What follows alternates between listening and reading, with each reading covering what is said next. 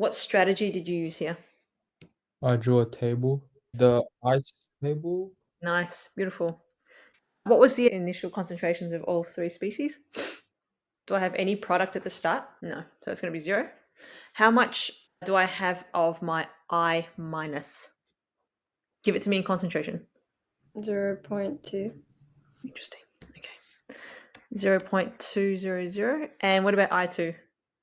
What about I2? Looks like the same, right? 0.2. Cool. Let me show you something, and then you tell me whether or not you're going to change your mind. How do I calculate concentration? How do I calculate concentration? Like normal. C equals N over V, right?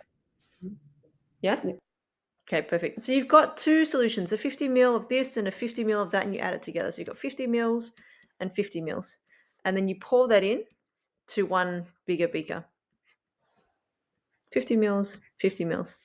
How many mils have you got in here now? What's the volume of this? Okay. So now you have a 100 ml solution, where initially here it's 50 mils of 0.2. 50 mils of 0.2. Does that in any way change the concentration of the solutions that you put in? It does, doesn't it? You've actually doubled the volume. So now realistically what they're trying to say is you originally had 0.2, but not in 50. So instead of 0.2, it should actually be 0.1. This many mole initially, but I had nothing of the product. And so what was the change here? 0.089, right? Yeah. So you added 0.089. That was the change, wasn't it? If you were able to produce 0.089 molar, how much of the I minus did I have to use? Look at the ratio. It's a 1 to 1 to 1. But it's minus. Yeah. So it's the same value, but it's minus 0.089 molar of I3. It's the same here, 0.089.